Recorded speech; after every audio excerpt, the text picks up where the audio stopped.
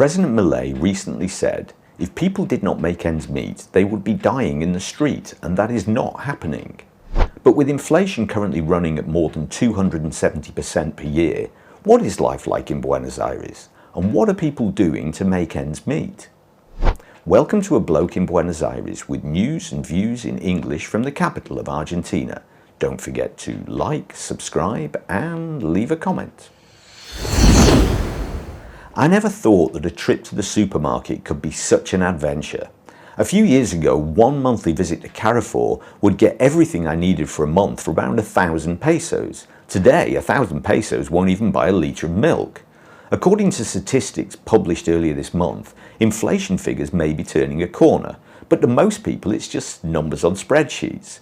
With inflation consistently well over 200% since December, prices are still rising on a daily basis, and trips to the supermarket are tests of maths and memory. Special offers move around and have to be snapped up quickly, and people stock up on the strangest things. If toothpaste is 2 for 1 today, it's best to buy 6 because the offer will be gone tomorrow, and all that toothpaste will get used anyway, eventually. And then there are these incredibly complicated discounts where if I buy 2 of a product, the second has a discount of 25 or 50 or 70%.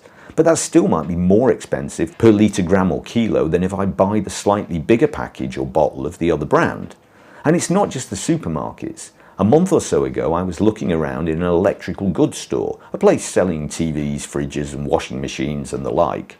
It was almost closing time and a guy was going around tearing the price labels off everything because tomorrow they're going to print new ones.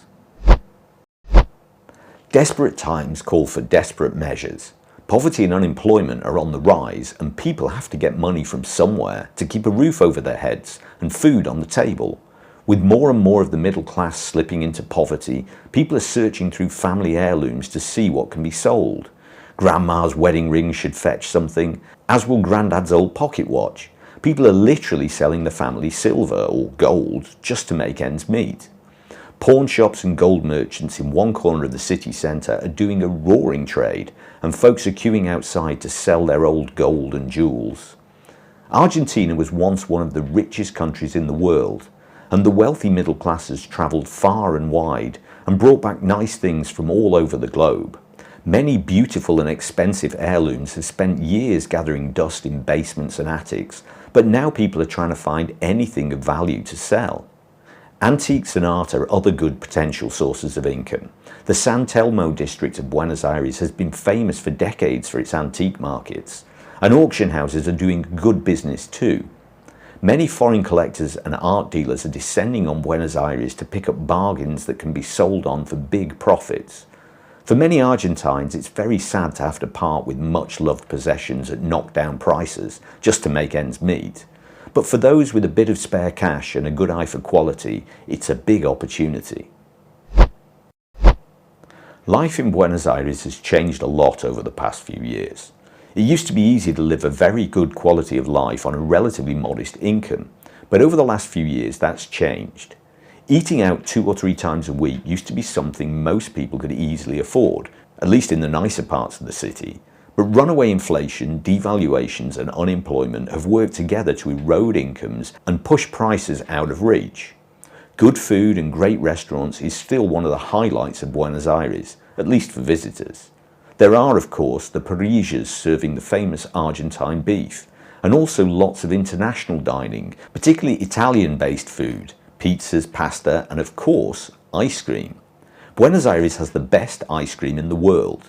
That's not an idle boast. Just search on YouTube for Argentine ice cream and you'll find dozens, if not hundreds of people who agree. And there are ice cream parlours everywhere. It used to be a regular delight, but again, rising prices have made ice cream a rare luxury. One warm Monday evening last summer, the radio announced that it was El Noche del Helado, ice cream night. There would be 2 for 1 on a quarter kilo of ice cream. It was too good to miss. I took a walk to the local heladeria, only to find a queue about 50 people long. One hears stories of collapsing economies like the old Soviet Union, where citizens would queue for hours for bread. In the crazy world of Argentina, the middle classes have alternative priorities and are prepared to wait in line for ice cream. Thanks for watching. If you like this latest video, please give it a like. And if you're not already subscribed but want to see more content like this, just click on the button.